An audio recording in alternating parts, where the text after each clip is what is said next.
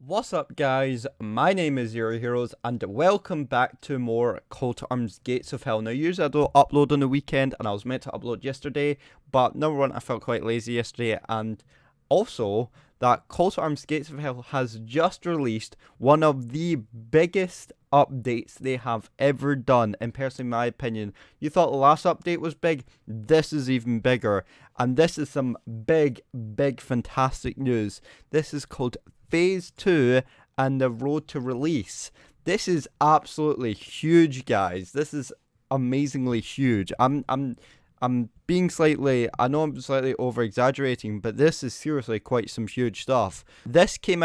This post came out on Friday yesterday, April the 23rd. So if you want to go check out, then make sure you go check it out. But I'll be discussing everything that is in this list. I'm not going to be cutting it down. I want to read everything as it is because every bit of this information is important, so you guys can get all the up-to-date news on this game. So if you guys do want to see more of these update reviews, then make sure you leave a like on this video, subscribe if you're new. Without further ado, let's get going. So today it is the HD link. This is if you want kind of a nice cool picture, but this is Phase 2 and release. This is exciting. Hi everyone, we have some progress to tell you about. No kidding. We are currently in the final stages of the preparation for the next phase. It will consist of a multiplayer test with limited content, and they underscored limited because it will be very limited, and the date is to be announced.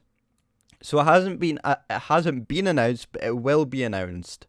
It will give you a single war stage and a set of maps, and this phase will run for exactly 1 week. During the week, we will add a conquest mode. So this phase will only run for at least 1 week. So I'm going to try and get out everything as quickly as possible. As soon as this phase 2 comes out, I'm going to be uploading like crazy on this. No kidding for that. So Conquest will be available for the closing weekend only, so just remember that. After the weekend, the open beta will end officially. We will then take your feedback, use it for the quick final polish, and prepare Call to Arms Gates of Hell release. So basically, and what they're saying is that the conquest mode will release in this phase. They're also adding the multiplayer mode, also the multiplayer section, which a lot of you have been wanting to see. And also this will only run for 1 week, and I believe the conquest mode will be available for the closing weekend only. So you'll only be able to play it during the weekend, and then that's it. After that, the closed beta, it will be closed after that, and then they'll release the full date of when this game will actually be released. So this is very exciting stuff. I expected phase 2 to be kind of like phase 1, where it would run for maybe a long period of time and then get proper feedback, but they want to get this game out as quickly as possible, and they're only letting it run for a week. So I don't know, this is something that could quite worry me, that they don't get all the information they do within a week. But if they're saying they can get all the information they need within a week, then I'm hoping they do. Some really nice cinematics over here as well. So this is a few of the things that we need to discuss. So we've got the weaponry overhaul, we've got the support weapons, we have the sounds, and then we have the assorted work. So let's go through it bit by bit, and then I'll try and get through as quickly as possible. So first, we'll start off with the tank weaponry overhaul. So Call to Arms Gates of Hell is a project in which we have always been in close touch with the community, and the community has given us tremendous support and feedback over the years. And I completely agree. You guys have been you've even been commenting on every time I upload a video on here, you guys always give me support on what I've done wrong, what I've done right, and you guys, you always correct me. So, thank you for that as well. And you guys, I don't know if Barbed Wire Studios even look at my videos, but if they do, then thank you very much, and they'll probably see some of the comments as well. So thank you guys. Therefore, the fact that phase 1 of the open beta test gave us valuable feedback was no surprise, of course. We were curious how you could comment on the different aspects of gameplay and the associated new dynamics besides finding glitches. So this is something that's very interesting there. So they've actually, there was no surprise that you guys give a ton of feedback, which of course, because phase 1 now has lasted at least over about a couple good weeks now. And also they were curious on how you could find, on how you could, and how you would comment on the different aspects of gameplay, and they weren't, and because they knew they were going to get probably comments about glitches, so they were quite curious to see about the new gameplays, the aspects of the gameplay and new dynamics, except besides finding glitches. So I appreciate that. We took your feedback about improving the logic for tank combat and decided it should be overhauled. Now, we discussed this last time in the recent update video that I did, which was about the phase 1. So if you guys haven't checked that out, then make sure you go check it out. But I'm basing what the logic for tank combat is when the AI are kind of getting smarter on the way that they control the tank and how they actually do it in battle. So let's say the AI are going to, I take control of one tank, and the rest are AI tanks. They're gonna improve how they can improve the logic for tank combat, like how it can be better. And it says here, and decided it should be overhaul, although I could be wrong. The result includes revised ranges at a gun-by-gun basis. Now, I don't know what that a gun-by-gun basis. I presume that means like the different calibers. I presume so. Like, depends on what caliber the gun has. So if it's like a Tiger 1, which has, I think, an 88mm gun, I presume, then it'll be kind of a medium to long range. Where if it's like a T-34, which has, I think, a 75mm gun or a 57mm gun, then the range will be shorter. I presume that's what it means. Adhering to how effective at longer ranges some guns were compared to each other. I didn't read that right.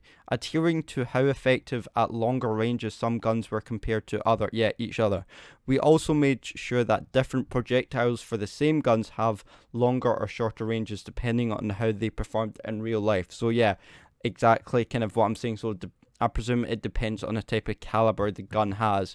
So if it's like, if let's say tanks have like the same caliber of gun, I presume they'll be like at longer or shorter ranges. Depends. Like I said, it depends on the tank, it depends on the caliber. But it does say we also make sure that we have different projectiles for the same gun. So that's like how far the range is going to be on the tank. So if it's like a curved shot, or if it's kind of like a straight shot like that, depending on how they performed in real life. So they're going to try and base this off real accurate performances based off how they used it in World War II or at the time. We have redesigned our penetration curves to depict the frequent fights. Most World War II fights happen at 700 to 1,200 meters. At the usual engagement distance in the game, the penetration values will be closer to those, so that the tank versus tank combat relates better to World War II experience. Yeah, so they're very much so you can see that they're very much basing this off. They're very much concentrating on the kind of the trajectory of the tank, of the gun. They're also concentrating on the penetration on the gun. So that means when you shoot, I presume that the penetration is that it's kind of like, the way I'm seeing this is that it's kind of like World of Tank, is that when you shoot at longer distance, you lose penetration over distance, if that makes sense. So yeah, so they said most World War II fights happen between 700 and 1,200 meters. So I presume that's quite far. At the usual engagement distance in the game, the penetration values will be closer to those, so that the tank versus tank combat could be better to the World War II experience. So yeah, they're very much, what they're doing is they're very much comparing, they're getting kind of accurate penetration values from in real life when it actually happened back in World War II, or the time that when it happened. Yeah, it says World War II fights. So they're basing this off the actual real life World War II experience, instead of basing it off what they think is right, which I kind of like, because I don't think Men of Warsaw Squad 2 did that. Okay, next. While doing so, we have also taken steps to help reduce and limit far shooting and other exploits which could become a problem in competitive multiplayer. Far shooting, I don't know what that is. If someone could let me know, far shooting, I'm gonna take a guess where far shooting is when you can get an advantage shooting at longer ranges than other players, I think, which could become a problem in competitive multiplayer. And if that is true, if someone could explain that, but that's just, I'm probably wrong, but if someone could explain that, I presume that's quite good, because if they didn't fix this, I think a lot of people would notice this in the competitive multiplayer. So I'm glad they're dealing with it now instead of later, which is a really good point. But someone could explain to me what far shooting means. That's my kind of thought on it, where somebody gets the advantage on a player at a longer range. I think, but I'm not sure. Long story short, your feedback has been used to improve balance and historical use of each type of cannon while keeping it as realistic as we can within our game design philosophy. So, overall, this is a very, very important part of the game, and I can see why they put this kind of first. And if you guys agree with this, then let me know in the comments, or if you disagree, then let me know what you think they've done wrong or what you think they could change about it. But overall, I think this is a very, very good change. I think that if they didn't deal with this, I think there'd be a lot of problems in the game, kind of like how it happened in Men of Warsaw Squad 2, and I don't think they want it to turn out like Men of Warsaw Squad 2. They want to turn it better. They want it to be better than Men of Warsaw Squad 2. So the fact that they're pointing out parts, like they're taking very much in, little, things into detail, like the range of the shots, and also the trajectory of shots as well, and also the type of caliber of guns will be different as well, and also thinking about competitive multiplayer and how that could affect the gameplay. So that is overall, I think this is a very good point. But if anyone knows what far shooting is, then let me know in the comments. Next, we're going to go into support weapons.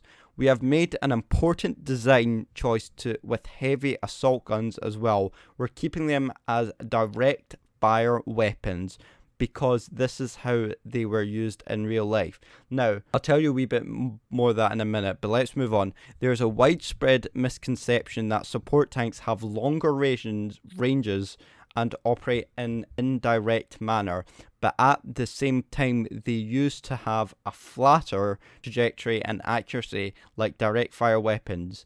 The result is that units like the KV2 or the STA-42 or the STUH-42 are long-range weaponry with ranges superior to that of big AT guns. In reality, these vehicles were used as direct fire weapons only. There are exceptions like the SU-152, which could do both direct and indirect fire. So if you're confused about the direct and indirect fire, let me quickly explain it down. So direct fire is something like an anti-tank gun, something like the PaK-43, where a direct fire is when it shoots directly at the target. Wherever it shoots at it, I presume it locks on and you shoot and it goes straight towards the target. Whereas indirect fire, what I'm getting from this is kind of like the result as a KV2 or the SU-42, where it's kind of like a projectile, where it's kind of not going to always hit the target as anticipated. So it might go to it might be like 100 miles off, or it might be like 20 meters to the left or 20 meters to the left, or it might go behind the target. And it could go all over the place.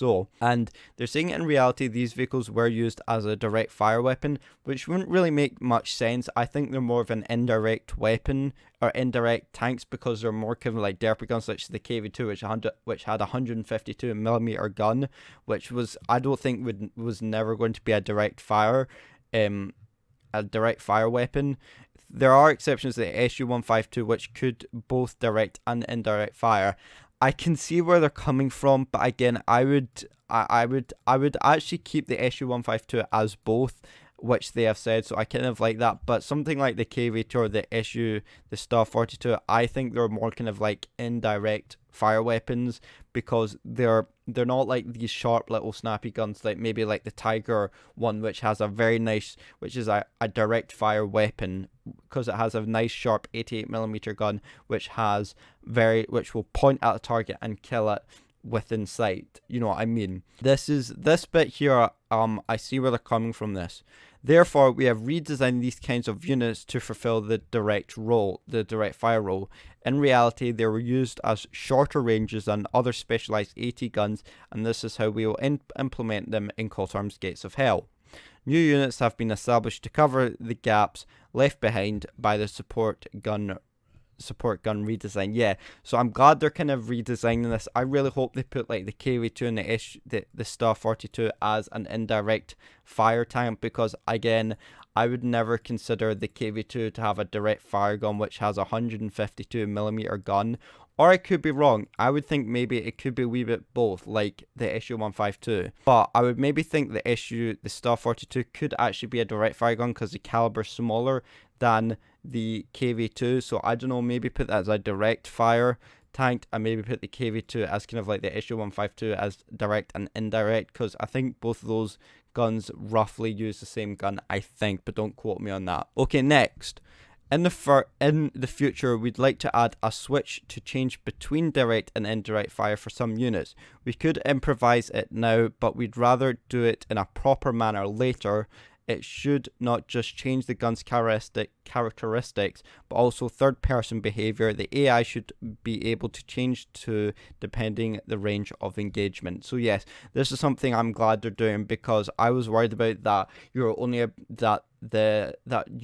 that the tanks or the certain guns were only allowed to have only one gun, only one direct fire weapon, if that makes sense, so only one of them. But the fact that they're thinking out of the future, thinking of how you can actually change it, changes it a lot. It could actually change the whole gameplay of a tank in a battle. So it's something that is definitely very useful for people, but I feel like some people could get quite confused with this, which is why I hope they may do instructions. They may do like one of these training camps on tanks and what the difference is between indirect and direct fire means.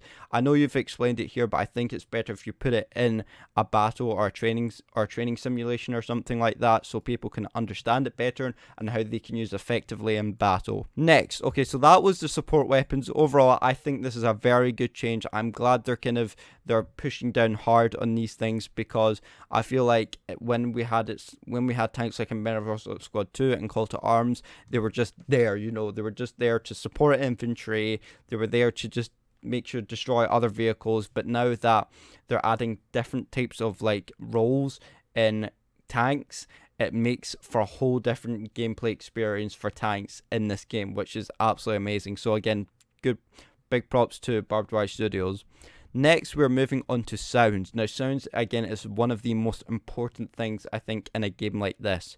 Our Gates of Hell soundscape is reaching the final stages of completion, which is good. And recently, all small arms sounds were upgraded to the release quality, which is true.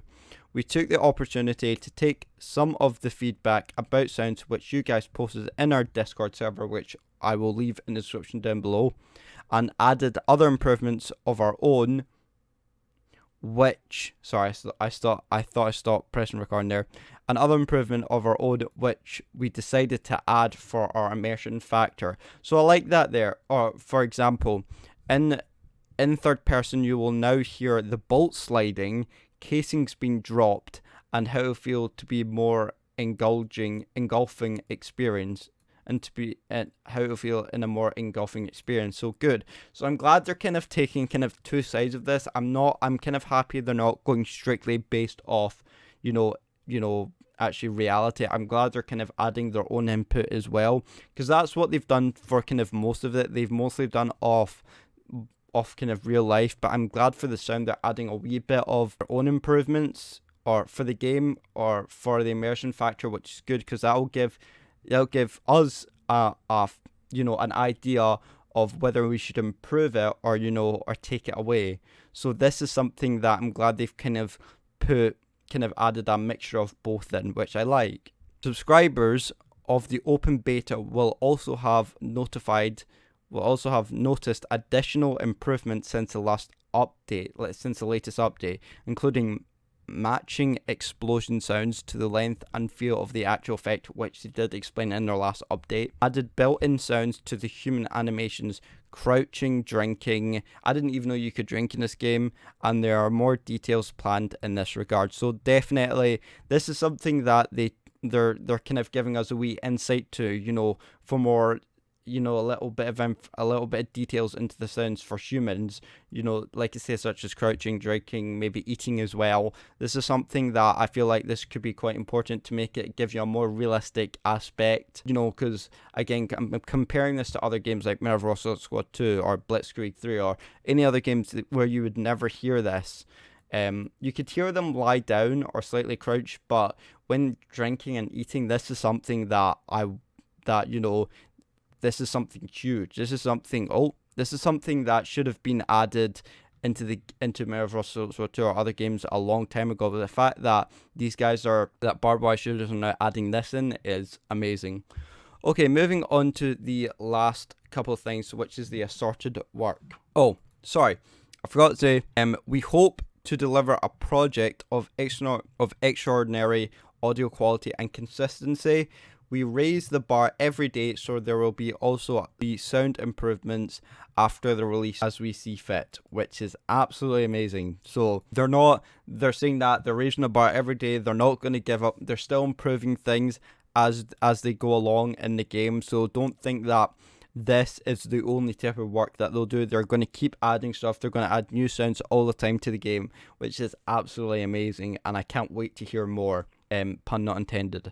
Alright, next going on to the assorted work, So the assorted work is we keep updating the game with new and improved models. We're working on optimizations, we're improving missions, and much, much more. Here's a good example of our new Panther D in the works, as you can see right here, which is very nice. We also included the 122mm, the M19 3137, the A19 cannon, the Soviet cannon, which, although a howitzer type artillery, had a very good anti-tank ballistics and will certainly become a worthy contender to the Tiger's armor at long ranges. So first, let's talk about this. This is the assorted work, which is something that about models and all that. As you can see, that this is kind of an idea of what more tanks, more models are going to come into the game. So like the Panther, because we already saw that there's a Panther already in the game. But this is maybe one of the new Panthers, the Panther D. I think the current one is just the Panther, another letter, I can't remember. But basically, I really hope to see tanks, maybe like such as British tanks as well. I feel like they're missing.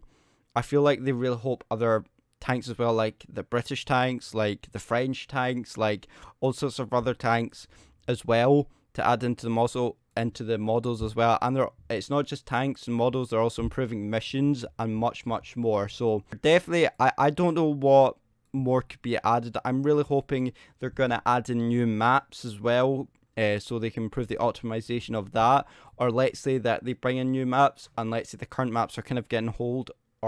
I would hope they would kind of optimize that to keep them up to date with all of that, as well as, the missions for it as well. I hope kind of everything is kind of clean and up to date with as they keep going along, as they keep improving the game. Okay, so that is the last thing which is here, which is the 122mm M1931, the Soviet cannon. Now, I've a feeling they said this is because I feel like they're trying to get a hint that this cannon here acts as a direct and indirect type of fire, a type of indirect and direct fire gun.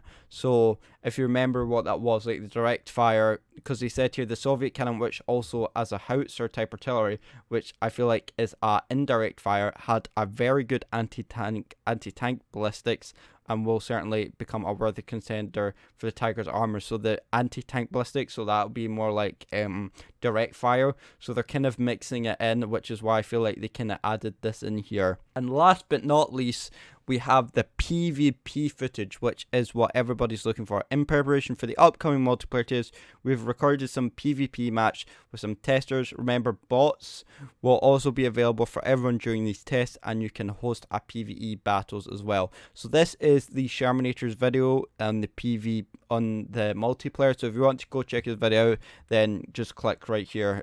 He doesn't need any more recognition than he does, so just stop that. I'm not going to play it. So there we go, guys. And also, did you know that you can still join our beta in the store page? And before release, we will start a meta game, mini game, which will run on the Discord server. And of course, after release, we will start a mod of the month competition. And that's it for now. So thanks for stopping by and have fun in the open beta. So there you go, guys. That is it for today. That is the phase 2 and the road to release update. So guys, what did you think of it? Is there anything that that you really liked in this and you want to see more of, or do you think that there's anything that could be changed upon or you don't want to see in this update?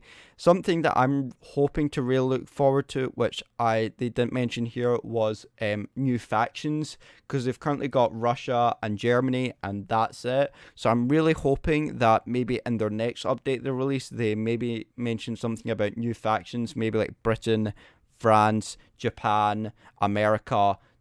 Because America had a bunch of tanks like the M4 Shermans. The British had the Crusaders, the Churchills. The French had like the B1s. They had what else? They had a lot of anti-tankers. They didn't really, for some reason, had a lot of tanks. But I'm hoping they had other popular other factions like Poland, maybe Austria, Australia, all these tanks, because these factions were never in Medieval Squad 2. Well, the British and of course were, but I'm talking countries like Poland.